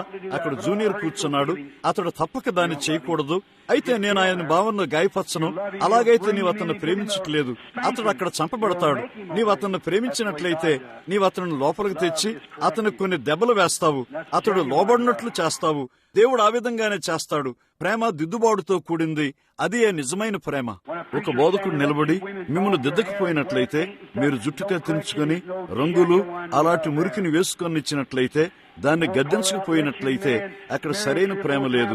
మీరు 3 లేక 4 సార్లు పెండ్లి చేసుకుని అలాంటి కార్యములతో మిమ్మల్ని ముందుకు వెళ్లనిచ్చినట్లయితే అక్కడ నిజమైన ప్రేమ లేదు. మిమ్మల్ని సంఘములో చేరనిచ్చి మీ వీపును నిమిరి ఏదో ఒక సిద్ధాంతంతో మిమ్మల్ని తేలిగ్గా చేసినట్లయితే అప్పుడు నీవు చేయవలసిందల్లా ఒక పరిశుద్ధ సంఘములో చేరుటయే. అప్పుడు అక్కడ ఏ ప్రేమయూ లేదు. లేక ఆ మనిషి పూర్తిగా మతి భ్రమించిన వాడైనా ఉండాలి, లేక అతడు చూడని వాడైనా ఉండాలి. నిజమైన ప్రేమ దిద్దుబాటుతో కూడింది మరియు నిన్ను అది వాక్యమునొద్దకు తిరిగి తెస్తుంది. ఆయన ఏమి చెప్పి ఉన్నాడో ఎలాగో యేసు వైపు చూడండి. ఆయన రక్తము కొరకు సైతం వారు కేకలు వేస్తున్నప్పుడు ఆయన ఎంత మట్టుకు వారిని ప్రేమించి ఉన్నాడనగా వారి స్థానములో ఆయన చనిపోయాడు. ఇప్పుడు ఆ గొప్ప పరిశుద్ధాత్ముడు బహుశా ఒక్క నిమిషం నేను కనిపెడతాను. మనం ప్రారంభించక ముందు పరిశుద్ధాత్మ యొక్క అభిషేకం నా మీదకు వచ్చే వరకు నేను కనిపెడతాను. నేను బోధించున్నాను.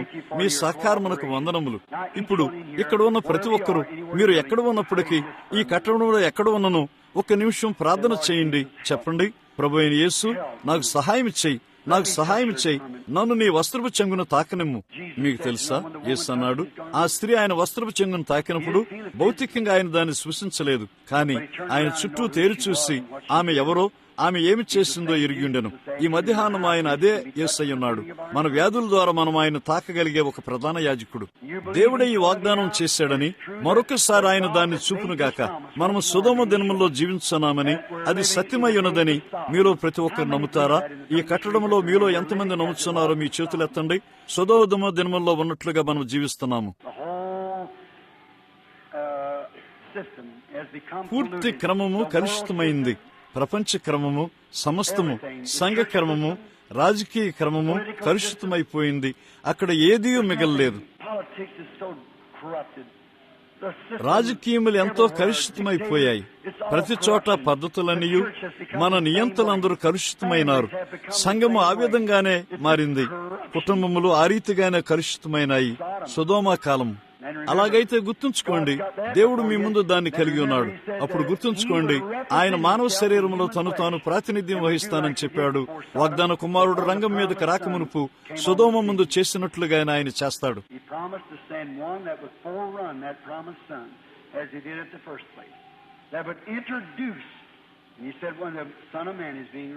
ఆయన మొదటి స్థానంలో చేసినట్లుగానే దాన్ని పరిచయం చేయుటకు, వాగ్దాన కుమారుని రాకను సూచించుటకు ఒకరిని పంపుతానని ఆయన వాగ్దానం చేశాడు. ఆయన అన్నాడు, అలాగుననే మనుష్య కుమారుడు ప్రత్యక్షముగా దినమున జరుగును.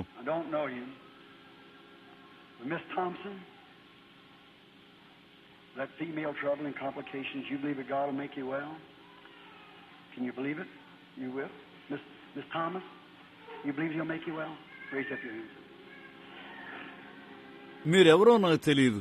మిస్ థామ్సన్, ఆ స్త్రీ సంబంధమైన బాధను, ఇబ్బందులను ఆయన బాగు చేస్తాడని నీవు నమ్ముతావా? నీవు నమ్మగలవా? నీవు నమ్ముతావు. మిస్ థామ్సన్, ఆయన నిన్ను బాగు చేస్తాడని నమ్ముతావా? అలాగైతే నీ చేతులు నెత్తుము. అక్కడ ఒక స్త్రీ తిన్నగా నీ వెనుక కూర్చున్నది. ఆమె ప్రార్థించున్నది. ఆమెకు నర్మల వ్యాధి ఉన్నది. తిన్నగా ఆమె ప్రక్కగా కూర్చున్న ఒకరు కడుపు బాధతో ఉన్నది. ఆమె కూడా ప్రార్థన చేస్తున్నది. నీవు దాన్ని పోగొట్టుకొనబోచున్నావు. నీవు గమనించవద్దు. నీవు ఇక్కడ వ్యక్తివి కావు. నీవు మిస్సిపి వాసివి. మీరు శ్రీ మరియు శ్రీమతి స్ట్రింగర్. మీ హృదయమంతటితో మీరు నమ్మినట్లయితే యేసుక్రీస్తు మిమ్మలను స్వస్థపరుస్తాడు. మీరు దాన్ని నమ్మగలిగినట్లయితే మీరు నమ్ముతారా? అలాగైతే మీరు దాన్ని పొందవచ్చు. అలాగే ప్రజలందరికీ అది మీరని చూసినట్లు మీ చేతులు ఎత్తండి. You've got to believe for him. He's identifying himself. You believe that? With all your heart? ఆ ప్రజలు నాకు తెలియదు. నా జీవితంలో నేనెన్నడూ వారిని చూసి ఉండలేదు. స్నేహితుడా, నువ్వు తప్పక దాన్ని నమ్మాలి. ఆయన తను తాను గుర్తింపు చేసుకొనుచున్నాడు. మీ హృదయం అంతటితో మీరు దాన్ని నమ్ముతారా? అయ్యా, ఎందుకు మీ తలను ఊపుచున్నారు? అలా నా వైపు చూడండి. అవునండి, నీవు దాన్ని చేసిన కారణమున నేను ఒక్క నిమిషం నీతో మాట్లాడగోరుచున్నాను. నీవు ఒక విధంగా ఇక్కడ కూర్చున్న నా వైపు చూస్తున్నా ఒక వృద్ధ పెద్ద మనిషివి. అలాంటి యథార్థత అతడు నా వైపు చూశాడు. అతడు దాన్ని నమ్మాడు.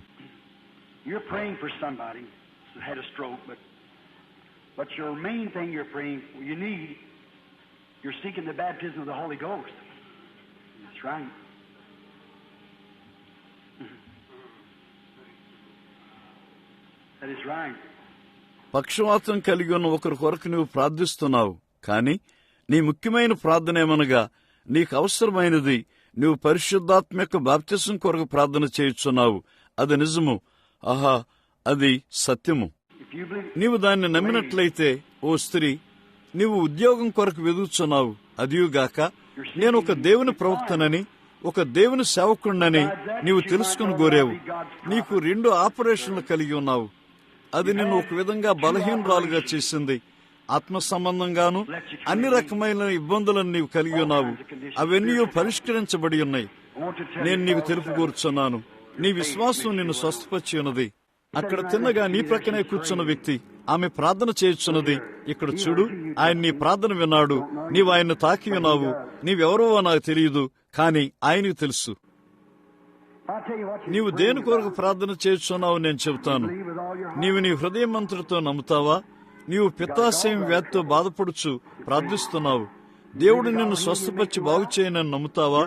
నీ పేరు శ్రీమతి స్మిత్. అది నిజము. నీ చేతినెత్తుము. చూడండి, ఆయన తను తాను గుర్తింపు చేసుకొనుచున్నాడు. అది ఏమై ఉన్నది? అబ్రహాము యొక్క సంతానము. అబ్రహాము కలిగి ఉన్న విశ్వాసము. ఆయన వాక్యమును రుజువు చేస్తూ, సూచనలు దాన్ని వెంబడిస్తూ, అది మన మధ్యనున్న యేసుక్రీస్తు అయి ఉన్నాడు. ఎవరు? ఎన్ని కార్డులు ప్రార్థించబడవలసినది? మీ చేతులను ఎత్తండి. నీ కార్డు కలిగి ఉన్నావా? ఓ, మనం ప్రార్థనా వరుసను ప్రారంభించడం మంచిది. మీరు చూడండి, మీకు అర్థమైందా? నీకు అర్థం కాలేదా? ఇప్పుడు ఆత్మ స్వస్థపరచుట మాత్రమే కాక అది ఆయన ఇక్కడ ఉన్నాడని అది మాత్రమే గుర్తింపు చేయుచున్నది. రోగుల కొరకు ప్రార్థన చేయుటకు మీ యొక్క సంఘ కాపరులు అదే అధికారమును కలిగి ఉన్నారు. అదే అధికారమును కలిగి ఉన్నారు. నిశ్చయముగా నమ్మిన విశ్వాసుల వలన ఈ సూచక్రియలు వెంబడిస్తాయి. ఇప్పుడు ఇక్కడ ఉన్న కాపర్లైన నా స్నేహితులను కోరుచున్నాను. ఇక్కడ ఉన్న సంఘ కాపర్లు, ఇక్కడ ఉన్న సేవకులు ఎంతమంది మీ హృదయమంతటితో నమ్ముతారా? ఓ, వందనములు. మీరు నిలబడినట్లయితే నేను ఆశ్చర్యపోతాను. ఇక్కడికి రండి. 1 నిమిషం నాతో పాటు నిలబడండి. ఇక్కడే తిన్నగా రోగుల కొరకు ప్రార్థన చేద్దాము. తిన్నగా ఇక్కడికి రండి. ఇప్పుడు స్వస్థత జరుగుతుందని మీరు చూస్తారు. ఏమి సంభవిస్తుందో గమనించండి.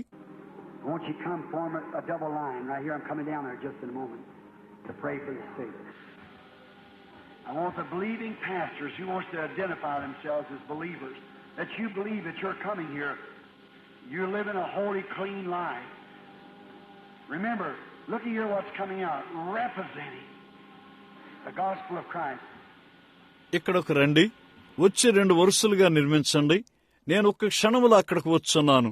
రోగుల కొరకు ప్రార్థన చేయుటకు నమ్ముచున్న కాపరులు, విశ్వాసులుగా తమను తాము గుర్తింపు చేసుకుని వారు. అదే నీవు నమ్ముతావా? ఇక్కడికి వస్తున్నావు. నీవు శుద్ధమైన పవిత్రమైన జీవితమును జీవించున్నావా? గుర్తుంచుకో, యేసుక్రీస్తునకు ప్రాతినిధ్యం వహించుడు ద్వారా ఏమి బయటకు రాబోచున్నదో ఇక్కడ చూడండి. బ్లైర్ సోదరుడా, నువ్వు అక్కడ ఉన్నావని నాకు తెలుసు. నీవు లేక సోదరుడు ప్యాట్. సాధారణంగా మనము చేయనట్లుగా 2 వరుసల దారిని నిర్మిద్దామా? నీవు మరియు సోదరుడు ప్యాట్. నమ్ముచున్న సంఘ కాపర్లు, నమ్మవచ్చున్న కాపర్లు. ఇప్పుడు చూడండి, దేవుడు ఎంతగానో తన వాక్యంతో తాను గుర్తింపు చేసుకున్నట్లయితే ఆయన వాక్యంతో అది బైబిల్ అయ్యున్నదని మీలో ఎంతమందికి తెలుసు? యేసు దీన్ని చెప్పాడు. నమ్మిన వారి వలన ఈ సూచక్రియలు కనపడను. వారు రోగుల మీద చేతులుంచినప్పుడు వారు స్వస్థత నొందుదురు. సంఘ కాపర్లారా, విశ్వాసులుగా మిమ్మల్ని మీరు గుర్తింపు చేసుకుంటూ మీరు ఇక్కడికి వచ్చి ఉన్నారు కాదా? మీరు విశ్వాసులు, మీరు కాదా? కాని ఎడ్ల మీరు ఇక్కడ నిలబడి ఉండేవారు కాదు. ఇప్పుడు యేసు ఏమి చెప్పాడు? నమ్మిన వారి వలన ఈ సూచక్రియలు కనపడను. మీతో నేను ఒక విశ్వాసిని. నేను అక్కడికి వస్తున్నాను. వీళ్ళు మన ప్రజలు, మరియు మనం ఈ మందలపై కాపర్లమై ఉన్నాము. నా చేతులను మీ చేతుల్లో ఉంచి ఇప్పుడు మీతో కలిసి నా వలను వేయుటకు నేను వచ్చున్నాను. ఈ ప్రజలను దర్శించుండగా మీ మనసులో ఒక చిన్న సందేహమైనా ఉన్నట్లయితే ఇప్పుడే తిన్నగా బయటకు వేయము. ఆ ప్రకారం ఈ ప్రజలు దర్శించుటకు వచ్చినప్పుడు అప్పుడు ప్రతి ఒక్కరూ దర్శించుటకు వచ్చున్నారు. మనం వారి మీద చేతులుంచుదాము. వారు స్వస్థపడతారు. మీ హృదయమంతటితో ఇప్పుడు నమ్ముతారా? ప్రతి ఒక్కరూ. వారు దాటి వెళుచుండగా ఇతరుల కొరకు ఎంతమంది ప్రార్థించబోతున్నారు? మీ చేతులు ఎత్తండి, నేను ప్రార్థన చేస్తాను. గుర్తుంచుకో, నీ తల్లి, నీ తండ్రి, నీ కుమార్తె లేక నీ కుమారుడు, నీ సహోదరి లేక సహోదరుడు కావచ్చు. మరియు వారు నీ వారు కాకపోయినా ఎవరో కావచ్చు. ఈ వరుస గుండా రాబోతున్నారు. అది వారు క్యాన్సర్ తో చనిపోవచ్చున్న వారయ్యున్నట్లయితే లేక ఏదో భీకరమైన వ్యాధి కావచ్చు. మనుషులు లోతైన యథార్థత గలవారుగా ఉండాలని నీవు కోరుకోవా? నిశ్చయముగా మనం కోరుకుంటాము. ఇప్పుడు నేను నమ్ముచున్నాను. ఇప్పుడు ఈ వరుసలో ఇక్కడున్న వారు ఆ ప్రక్కకి ఎదురుగా నిలబడండి. ప్రార్థనా కార్డుతో కుడివైపున ఉన్న వారందరూ ఆ వైపునకు ఎదురుగా నిలబడండి. ఇప్పుడు మార్గములో ఎడమవైపు వారిని ఆపండి. అంతా కిక్కిరిసిపోయారు. మీరు చూడండి, ఎలాగో మీకు తెలియదు మనం ఏమి చేయుచున్నాము. మంచిది. ఈ ప్రక్కన ఉన్న వారందరూ ఇక్కడ నిలబడండి. ఇప్పుడు కుడివైపున ఉన్న వారందరూ ఈ దారి గుండా రండి. కారణము మీరు క్రిందికి రాబోతున్నారు, చుట్టూ వస్తారు. మీరు ఎలా వెళతారు? బోర్డర్స్ సోదరుడా, వారు బయటకు ఎలా వెళతారు? తిన్నగా ప్రక్క ద్వారం గుండా బయటకు చుట్టూ తిరిగి కట్టడంలోనికి మరలా వస్తారు. కాబట్టి కొన్ని నిమిషంలో ఈ ప్రక్క వారు పిలువబడినప్పుడు వారందరూ పైకి నిలబడతారు. అదేమిటి ఇప్పుడు మనం చూద్దాం. మంచిది. ఈ వైపు వారు ఈ మీదుగా పైకి రండి. మీ ప్రార్థనా కార్డులను పట్టుకుని ఉండండి. ఈ వైపుకి రండి. మరియు మిద్ది మీద ఉన్నవారు అక్కడ ఆ వరుస చివరిలో వారిని కలుసుకున్నట్టుకు తినగారండి. ఇప్పుడు ఎడమవైపున ఉన్నవారు ఎడమవైపునకు పైకి వెళ్ళండి. మరియు అప్పుడు మీరు చూడండి, మీరు వరుస కట్టి ఆ మార్గంలో వెనుకకు వెళ్ళండి. వెనుకకు తిరగండి. ఆ వైపునకు తిరగండి. చూడండి, మీరు తిన్నగా చుట్టూ వరుసను వెంబడిస్తారు. అప్పుడు ఏమాత్రము మనకు కలగలుపు ఉండదు. తరువాత పైన మిద్ది మీద ఉన్నవారు వారి నొద్ద దారిలో తిన్నగా మీ స్థలములను చేరుకోండి. మరియు వారు ముందుకు వచ్చుండగా తిన్నగా వారితో కలవండి.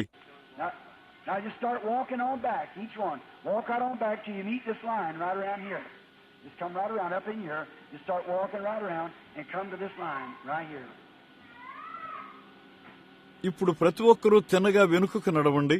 తిన్నగా చుట్టూ ఉన్న వరుసను కలుసుకునే వరకు తిన్నగా వెనుకకు నడవండి. ఈ చుట్టూ తిన్నగా రండి. ఇక్కడ పైకి చుట్టూ తిన్నగా నడుచుట ఆరంభించి తిన్నగా ఇక్కడున్న వరుసలోకి రండి.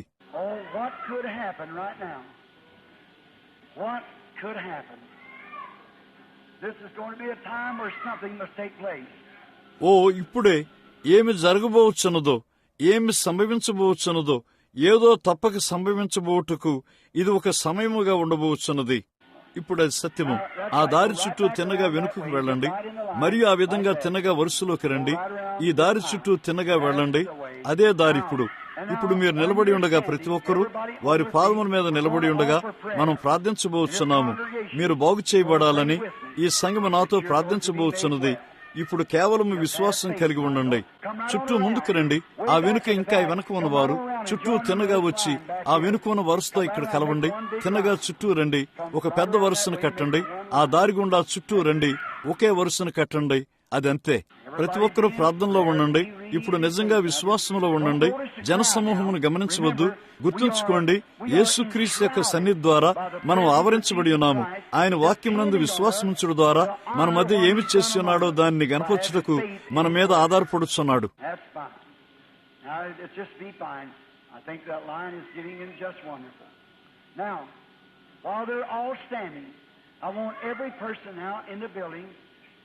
to bow your head. అది బాగుంది. ఇప్పుడు అది చక్కగా ఉంది. ఆ వరుస అద్భుతంగా మారుచున్నదని నేను తలస్తాను. ఇప్పుడు వారందరూ నిలబడి ఉండగా ఇప్పుడు ఈ కట్టడంలో ఉన్న ప్రతి వ్యక్తి మీ తలను వంచవలనని కోరతాను. ప్రభువైన యేసు, అది త్వరగా సంభవిస్తుంది. ఇప్పుడే తీర్మానం చేయబడవలసినది. మీరిక్కడ ఉన్నారని మేము నమ్మామా? మేము మిమ్మల్ని ప్రేమిస్తామా? ప్రభువా, మేము దేన్ని అడగబోచున్నామో దాని కొరకు మేము తగినంత విశ్వాసమును కలిగి ఉన్నామా అని మేము అడుగుబోచున్నాము. ఈ ప్రజలు వరుసలో నిలబొట్టు ద్వారా తమను తాము గుర్తింపు చేసుకొనుచున్నారు. ప్రభువా, అది వ్యర్థంగా పోకుండాను గాక. ప్రభువా, అది జరుగును గాక. వారు ఇటు దాటి వెళ్లుచుండగా ప్రతి ఒక్కరూ వారు క్రీస్తు కింద దాటి వెళ్లుచున్నట్లుగా దాటి వెళ్లుదురుగాక. ఏలైనగా ఇక్కడ ఆయన ఉన్నాడని మేము ఎరుగుదుము. వారు వారి యొక్క స్వస్థతను పొందుదరని మేము ప్రార్థిస్తాము. రానున్న వారములలో సైతము ఈ ప్రజలు వారి కాపర్ల యొద్దకు వెళ్లి స్త్రీ సంబంధమైన వ్యాధి గల స్త్రీలు, కడుపు బాధ గలవారు, పిత్తాశయ గ్రంథి వ్యాధి గల పురుషులు అన్ని రకమైన ఇబ్బందుల నుండి స్వస్థత పొందుదురని నాకు నిశ్చయిత ఉన్నది. మీకు తెలుసా, ఆ వ్యాధి నన్ను విడిచిపోయింది అని చెప్పుదురుగాక. ఏలయనగా వారు నీ సన్నిధిలో ఉన్నారు. వారు ఈ వరుస గుండా వచ్చి నీవు ఎందుకొరకు చనిపోయావో దాన్ని వారు లాక్కొందురుగాక. వారు అబ్రహాం యొక్క సంతానమై ఉన్నారు మరియు నీవు వారి కొరకు జయించి ఉన్నావు. వారు వచ్చి నీవు వారికి ఏమి ఇచ్చావో వారు దాన్ని స్వీకరించుదురుగాక. సాతానా, నీవు ఒక ఓడించబడిన వ్యక్తివని నీవు తెలుసుకున్న వరకు ఈ వారము నువ్వు ఎంతగానో బహిర్గతం చేయబడ్డావు. కల్వరిలో యేసుక్రీస్తు నిన్ను ఓడించి ఉన్నాడు. మన నీతికరణం కొరకు 3వ దినమున ఆయన తిరిగి లేచి ఉన్నాడు మరియు మన మధ్య ఆయన ఇప్పుడు నిలబడి ఉన్నాడు. నీ నుండి మరియు నీవు చేసిన సమస్తము నుండి మా విశ్వాసం ఆయన వైపు చూస్తుంది. యేసుక్రీస్తు నామములో ఈ ప్రజలను విడిచిపెట్టుము.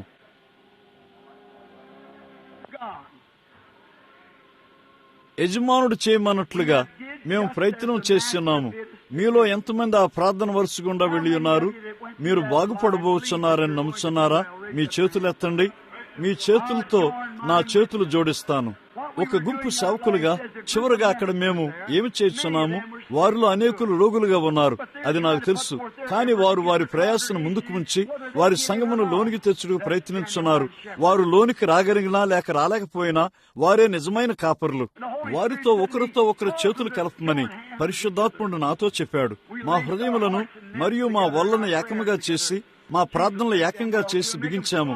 యేసు, వారిని కూడా బాగు చేయము మరియు వారిని బలమైన కాపరులుగా తయారు చేయము. ప్రభు యొక్క వాక్యములో బలముగా చేయము.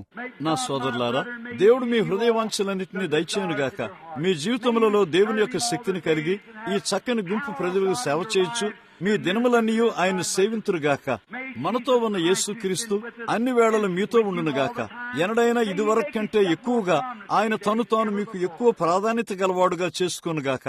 ప్రజలారా, మీలో కొందరు కుంటివారు. కొంతసేపు మీరు ఏ విధమైన తేడాను చూడకపోవచ్చు, ఏ విధమైన తేడా మీకు కనపడకపోవచ్చు. అబ్రహాం ఏం చేశాడో చూడండి, అది ఏ భేదమును చేయలేదు. మీరు చూస్తున్న దాని వైపు కాదు, మీ రోగ చిహ్నముల వైపు చూడవద్దు. ఆయన ఏం చెప్పాడో దాని వైపు చూడు. నేను ఇంకనూ నొప్పిని కలిగి ఉన్నాను అంటే అది దానితో చేయనది ఏదీ లేదు. దేవుడు ఏమి చేయమని చెప్పాడో అది నీవు చేశావు. చూడు, దాని వైపు చూడవద్దు. ఆయన ఏం చెప్పాడో దాని వైపు చూడు. అది అలా జరుగుతుందని దేవుడు చెప్పాడు. నేను దాన్ని నమ్ముతాను. నీవు నమ్మవా? నా హృదయమంతటితో నేను నమ్ముతాను. మరలా నేను మిమ్మల్ని చూసి వరకు ప్రభు అయిన దేవుడు మిమ్మల్ని దీవించునుగాక. మీ కొరకు నా ప్రార్థనలున్నాయి. రాత్రి ఎంతో చీకటి కాదు, వర్షం ఎంతో కఠినంగా పడదు. నేను మీ కొరకు ప్రార్థన చేస్తాను. మీరు నా కొరకు ప్రార్థన చేయండి. మనము తిరిగి కలుసుకున్న వరకు ప్రభు మిమ్మల్ని దీవించునుగాక. ఇప్పుడు కాపరిగా పనిచేస్తున్న సోదరుడు చూడండి,